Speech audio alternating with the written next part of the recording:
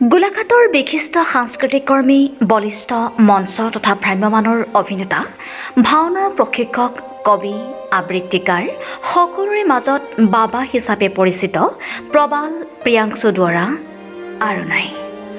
যোৱা নিশালৈকে গোলাঘাট MSR হলৰ প্ৰেক্ষাগৃহৰ সন্মুখভাগৰ ফুল ফলকে ধৰি মূল্যৱান গছপুলিৰ নাৰ্চাৰীৰ বিপণী সামৰি সুস্থ শৰীৰে ঘৰলৈ যোৱাৰ পাছত আকস্মিকভাৱে অসুস্থ হৈ পৰে প্ৰবাল দা। হৃদৰোগত আক্ৰান্ত হৈ হঠাতেই অসুস্থ হৈ পৰাৰ পাছত গোলাঘাট কুশলকৰ অসামৰিক চিকিৎসালয়লৈ নিয়াৰ পাছত উচ্চ চিকিৎসাৰ বাবে যোৰহাট চিকিৎসা মহাবিদ্যালয়লৈ প্ৰেৰণ কৰা হয়। যোৱা নিশা চিকিৎসালয়ত তেওঁ চিৰ বিদায় মাগে। মৃত্যুৰ সময়ত বয়স আছিল 64 বছৰ। গোলাঘাটৰ সাংস্কৃতিক ক্ষেত্ৰখনৰ উত্তৰণ আৰু বিকাশৰ ক্ষেত্ৰত তেওঁ নিষ্ঠা সহকাৰে অগ্ৰণী ভূমিকা গ্ৰহণ কৰিছিল। গোলাঘাট MSR থিয়েটাৰ ছ'চাইটি আছিল প্ৰবাল প্ৰিয়াংশু দুৱৰাৰ প্ৰাণ স্পন্দনস্বৰূপ।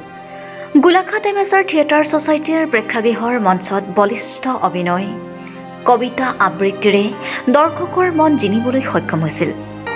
মই কাঞ্চনজংঘা, তুষার ক্ষুব্রহীন, মই এই অভ্রবেদী, মোর জতা জরি জরি নিজরি নিজরি নিগরি নিগরি ভয় অবিরল কণ্ঠয়। গোলাঘাটৰ বিভিন্ন সামাজিক অনুষ্ঠান প্ৰতিষ্ঠানৰ লগত ওতঃপ্ৰোতভাৱে জড়িত হৈ জীৱিতকালত তেওঁ সামাজিক দায়বদ্ধতা পালন কৰি গৈছে। তেওঁৰ মৃত্যুত আজি গোলাঘাটত গভীৰ শোকৰ চাপৰে।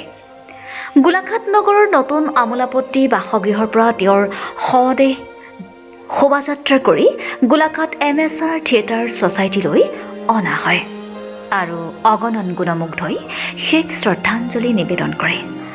নগাবালি ৰাজহুৱা শ্মশানত তেওঁৰ শেষকৃত্য সম্পন্ন কৰা হয়।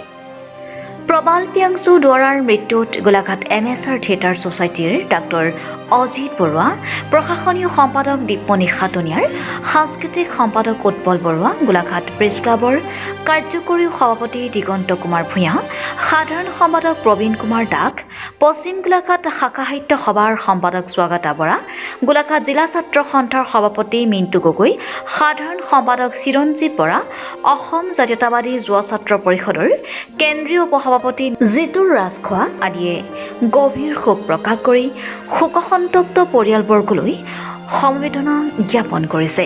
মৃত্যুৰ সময়ত তেওঁ পত্নী আৰু এগৰাকী কন্যাক ইহ সংসাৰত এৰি থৈ গৈছে। গোলাঘাটৰ পৰা Ashikul Ali reporter live Assam. Society তথা গোলাঘাটৰ কাৰণে এটা অতি দুৰ্ভাগ্যজনক দিন। আমাৰ মাজৰ পৰা এজন নিষ্ঠাৱান সাংস্কৃতিক কৰ্মী হেৰাই গৈছে। তেওঁ প্ৰবাল প্ৰিয়াংশু দুৱৰা ডাঙৰীয়া। আমাৰ MSR হলৰ লগত তেওঁ 2000 চনমানৰ পৰা জড়িত আছে।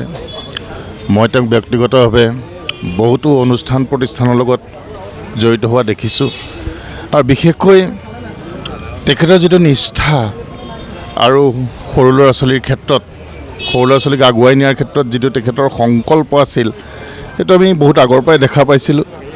আৰু এজন বলিষ্ঠ অভিনেতা আছিল। MSR থিয়েটাৰ ছ'চাইটিত অভিনয় কৰাৰ উপৰিও তেখেত কেইবাবছৰ ধৰি মঞ্চত, ভ্ৰাম্যমানৰ মঞ্চত আছিল।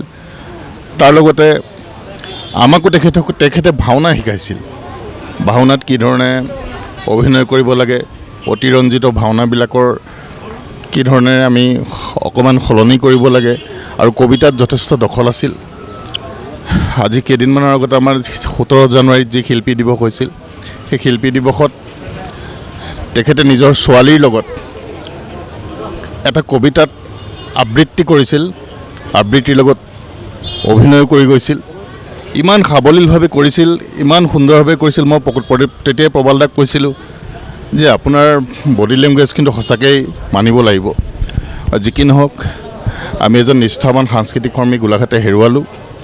তেখেতৰ আমি বিদেহ আত্মাৰ চিৰশান্তি কামনা কৰিছোঁ। আজি গোলাঘাটত অহা 11 তাৰিখে যিখন নাটক মঞ্চস্থ কৰিবলগীয়া আছে 11 মাৰ্চত, তাত এটা চৰিত্ৰকো তেখেতক কাষ্ট কৰাৰ কথা ভবা হৈছিল, কিন্তু কাজ কৰা নহ'ল। যি কি নহওক, তেখেতৰ বিদায় আত্মাৰ চিৰশান্তি কামনা কৰিছোঁ আৰু একে আশাত ক'বলৈ গ'লে আমাৰ গোলাঘাটৰ বাবে এইটো এটা অতি অপূৰণীয় ক্ষতি। ধন্যবাদ।